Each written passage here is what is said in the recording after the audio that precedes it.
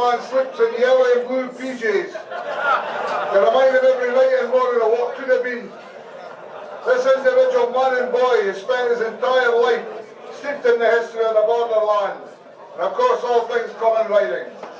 A well-educated Langham man, something as rare as hen's teeth. He gained an honours degree in biochemistry from the Hawick Walk, a handy qualification for a man that owns and runs the famous Fanny Dan's newsagents and stationery. That's not the standing still type, that's in the Langham High Street.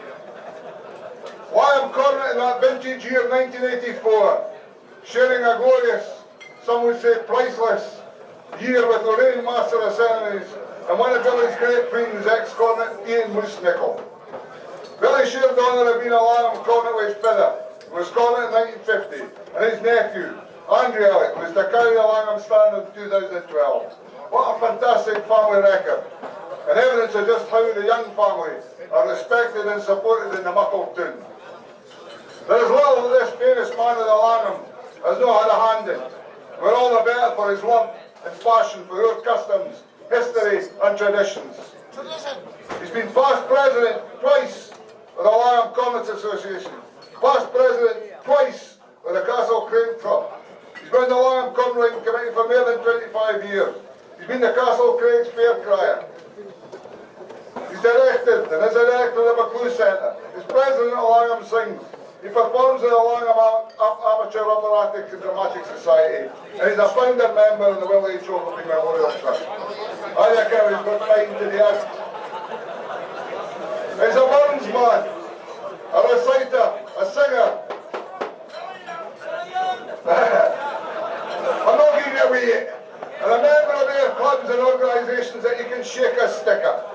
It's the best Holy Willie I've ever seen. What does all of this tell you? Simple. For an educated man, he's just never learned to say no.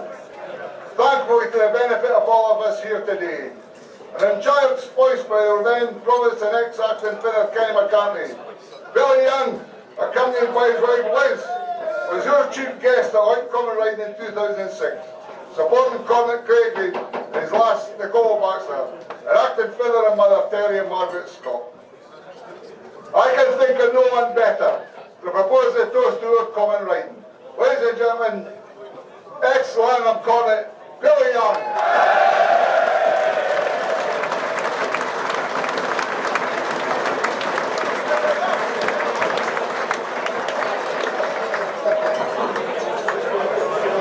Honorary Provost, Acting Chief Magistrate, right and left, Chief Guest, Cornets, lasses and acting mother outside in the cheap seats. Baileys, fellow Cornets, feathers, visiting principals and dignitaries, and all Yowians out there in Cherrydom. To have been offered yin bite to the cherry was a great privilege, but to have been offered twee is awesome. And I thank you, my great friend Moose, for giving us the privilege of speaking in here again. He did say that by asking us to speak, he hoped it might keep us sober for the rest of the day. No chance. The reason being, some years ago I was privileged to be awarded the Perpetual Cup for the drunkest man on White Mare. So I have my standards to maintain. Cornet, the moment that you've hankered after all your life is finally here. As you sit here in this theatre of dreams, this melting pot of emotions, you and your family are without doubt the proudest folk alive.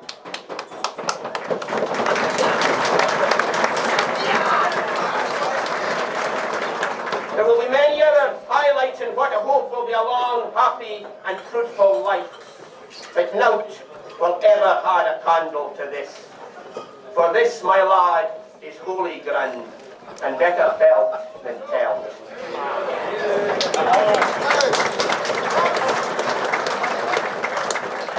I was there just to learn that I would be sharing the top table today with another famous young from Eskdale, or to be more specific, Eskdale Mayor. For acting Father Joe's mother, Gladys, is yin at us. So I bring hearty congratulations for Will, Anne, wife Red, and I, Sammy Ling.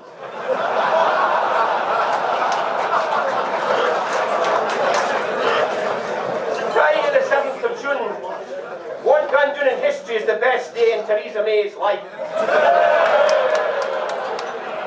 But even as I speak, the Pickford's van is pulling out up outside number 10.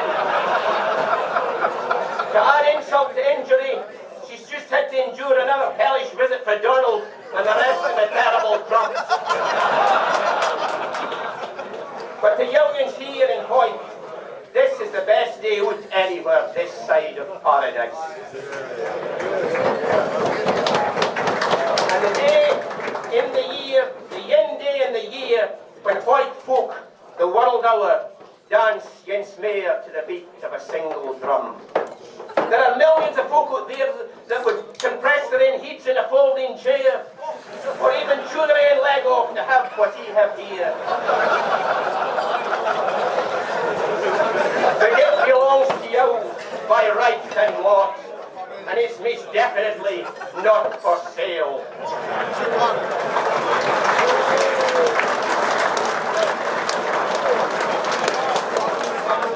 Your marches each year to celebrate a glorious tradition that has endured for over 5 centuries. It is the linchpin of this very proud community, the measure of its year and the jewel in its crown, and is a rallying call to those who are exiled in some far-off clime.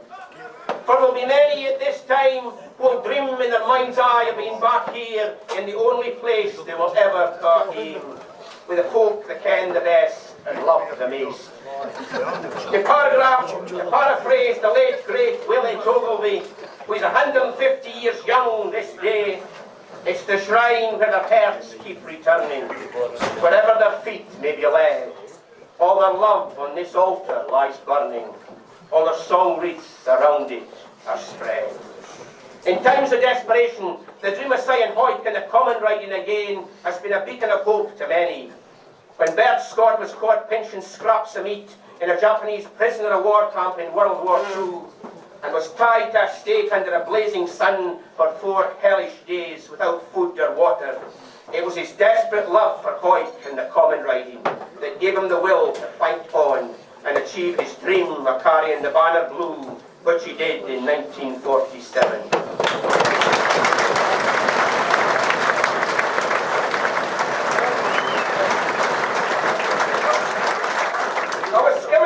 Transactions of the Hawick Archaeological Society the other day, as he do,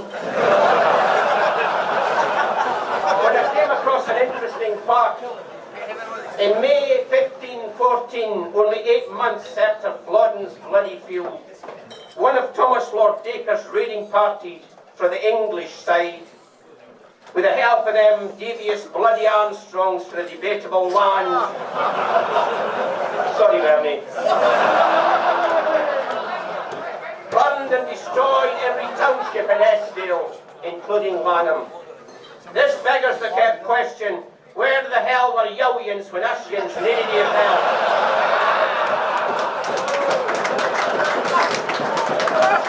The answer is simple. Call in the clave. For in the autumn of the previous year, the men of Hawick answered the call of their king and followed their lord, Sir James Douglas, to Brankston Hill, an almost certain death at the hands of the English billmen.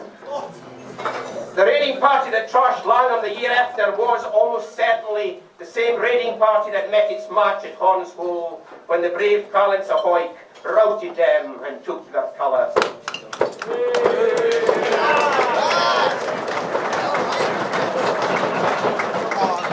That colour, the sacred banner blue, has united this town for 5 centuries. It has gathered countless generations under it and has kissed the breeze on many glorious summer mornings.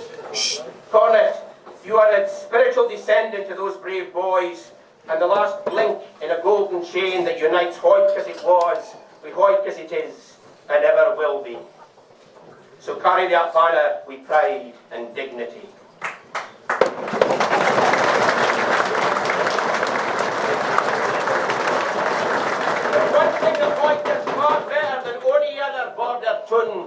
And that is to instill into its bairns a real sense of where they came from and the need to preserve their glorious traditions.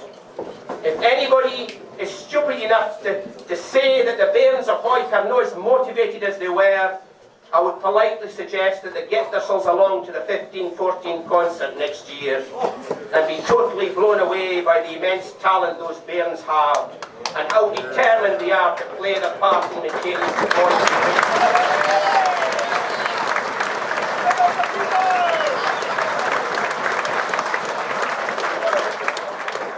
For that great bairns, the Carl Blood singers of tomorrow are waiting patiently in the wings, ready to take some all-stagers' place.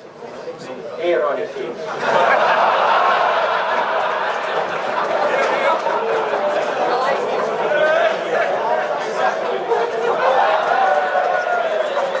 35 years since I first sat in this hut with Roger and Colin the Langham Cornet. Since then, you've had to endure my constantly. There often has not been pished we drink, or worse still, when just plain pished.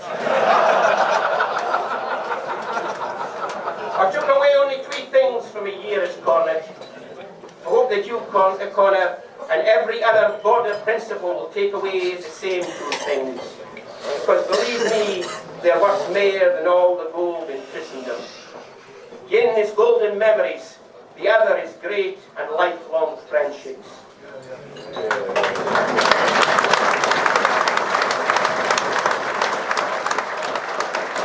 For there are many folk in this hut that I'm immensely proud to call a true friend. We're friends up the road in the land of the rising sun, sharp land, claimed that they came for nothing small. But we all came for nothing small. For are we not the descendants of some of the fiercest fighters in Europe, the border reavers?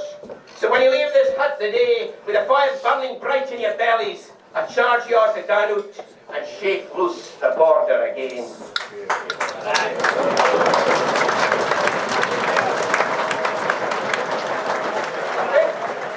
I've already exceeded my time, but that's no new. Before I sit down and take the weight off me mood, can I ask you to promise me something? As long as there's breath left in your bodies and blood left in your veins, do everything you can to maintain and cherish your ancient customs and traditions.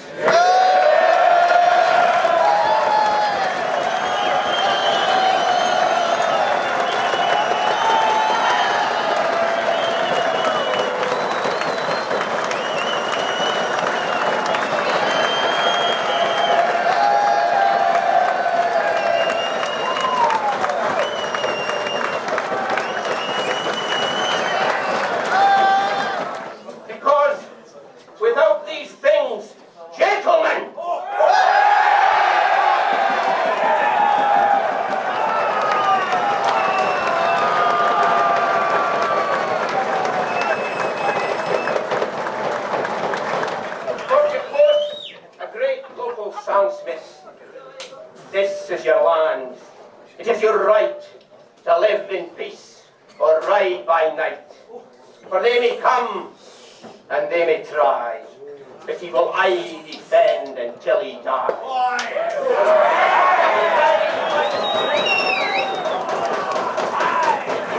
Of your land, and you ride by the strength of your hand, and you ride over our borderland.